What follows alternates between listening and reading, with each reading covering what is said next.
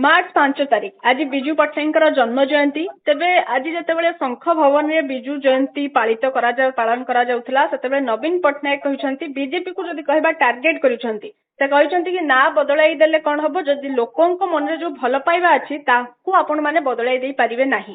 तेज आम सहित phone line जोड़ी होती वरिष्ठ सांबादिक एवं राजनीतिक समीक्षक रवि दास सर कौन कहे आज नवीन पट्टनायक जो तेच्छा बाण मारुंट बीजेपी को से विषय कौन कहे?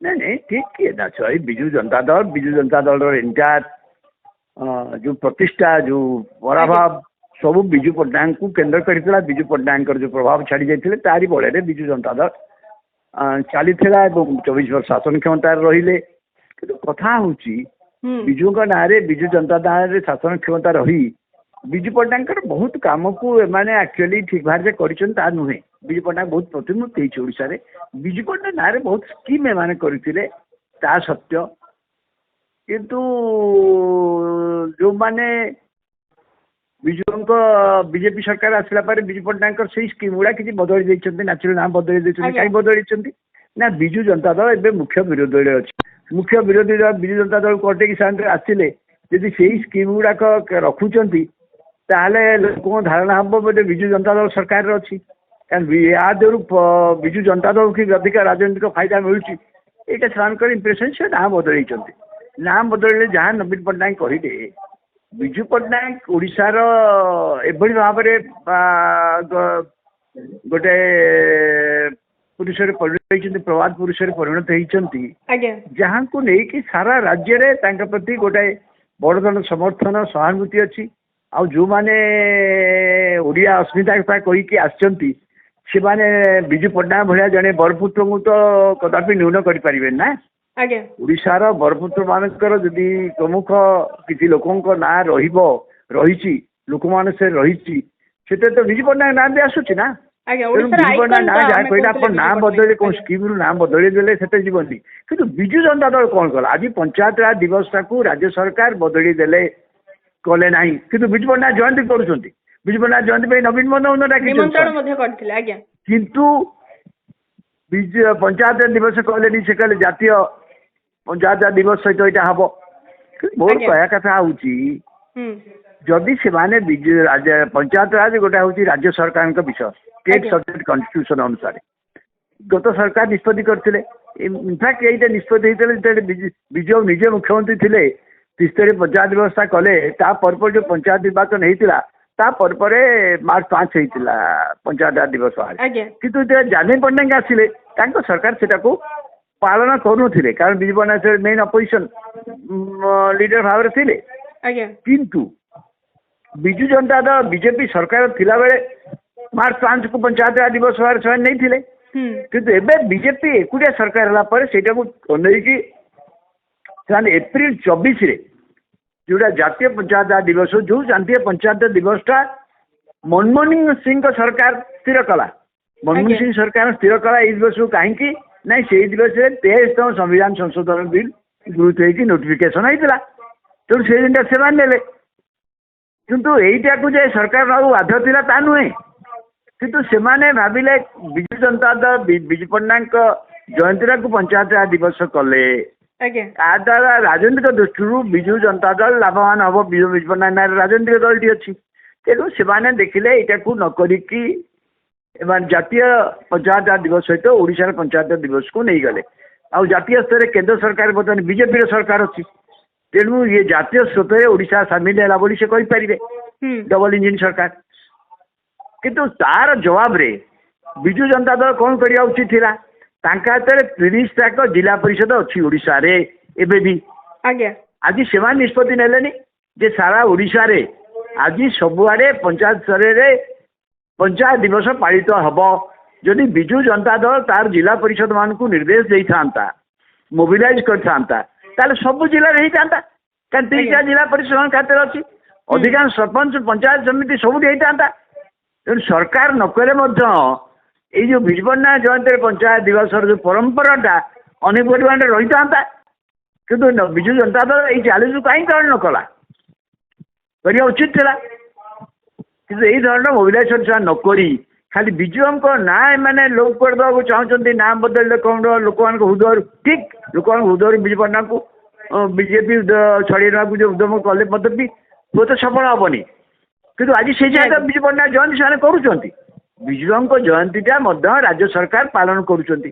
ସେ କାରଣ ଜାଣିଛନ୍ତି ବିଜୁ ପଟ୍ଟନାୟକଙ୍କୁ ଯଦି ପୁରାପୁରି ଭାବରେ ତାଙ୍କୁ ନ୍ୟୁନ କରିବାକୁ ଉଦ୍ୟମ କରାଯିବ ସେଥିରେ ତାଙ୍କର କ୍ଷତିଗ୍ରସ୍ତ ଯଦି ଦେଖିବା ଗୋଟେ ପଟେ ବିଜେପିର ନିଷ୍ପତ୍ତି ଏବଂ ଅନ୍ୟପଟେ ବିଜେଡିର ଯୋଉ ହୋ ହଲ୍ଲା କରୁଛନ୍ତି ବୟାନବାଜି ରଖୁଛନ୍ତି କାହିଁକି ମାର୍ଚ୍ଚ 5 ତାରିଖରେ ବିଜୁ ଜୟନ୍ତୀ ଦିନ କାହିଁକି ପଞ୍ଚାୟତିରାଜ ଦିବସ ପାଳନ କରାଗଲାନି, ନିଷ୍ପତ୍ତି ବଦଳାଇ ଦେଲେ ଏପ୍ରିଲ 24 ହେବ ଏବଂ ଅନ୍ୟପଟେ ଆଜି ନବୀନଙ୍କର ଯୋଉ ରାଗ, ଏଇ ତିନିଟା କଥା ଯଦି ଆମେ ଦେଖିବା ଆପଣ କଣ କହିବେ ୟାକୁ ନେଇ? ନବୀନ ପଟ୍ଟନାୟକ କହିଲେ ଠିକ୍ ତାଙ୍କ ଦୃଷ୍ଟିରୁ, କିନ୍ତୁ ମୋର କଥା ହଉଛି ଏଇଟାକୁ କାହିଁକି ଆଗକୁ ନେଲେନି? କାହିଁକି ଆଜି 30ଟା ଜିଲ୍ଲାରେ ତାଙ୍କ ହାତରେ ବିଜେଡି ହାତରେ ଅଛି ଜିଲ୍ଲା ପରିଷଦ, କାହିଁକି ପାଳିତ ହେଲାନି? ହେଇଥାନ୍ତା କରିଥାନ୍ତେ। ରାଜ୍ୟ ସରକାର ଘୋଷଣା କଲେ କ'ଣ ସେଟା ହବ? ଏମାନେ କରିକି ସବୁ ଜିଲ୍ଲା ପରିଷଦ ହେଇଥାନ୍ତା, କ'ଣ ସୁବିଧା ହେଇଥାନ୍ତା? ଏ ବାଟ ଯାଇଥାନ୍ତା, ସାରା ଓଡ଼ିଶାକୁ ଯାଇଥାନ୍ତା।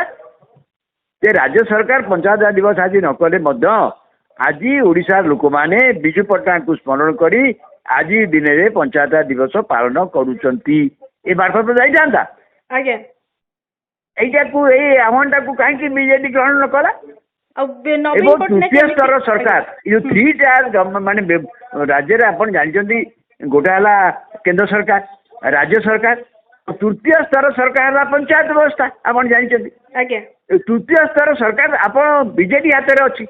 ପ୍ରଥମ ସ୍ତରଟା ବିଜେପି ହାତରେ ଅଛି, ଦ୍ୱିତୀୟ ସ୍ତରଟା ତାଙ୍କ ହାତରୁ ଖସି ବିଜେପି ହାତକୁ ଗଲା। କିନ୍ତୁ ତୃତୀୟ ସ୍ତରର ଯୋଉଟା ଗଣତନ୍ତ୍ର ଯୋଉ ତୃତୀୟ ସୋପାନ ସେଟା ତ ବିଜେପି ହାତରେ ଅଛି।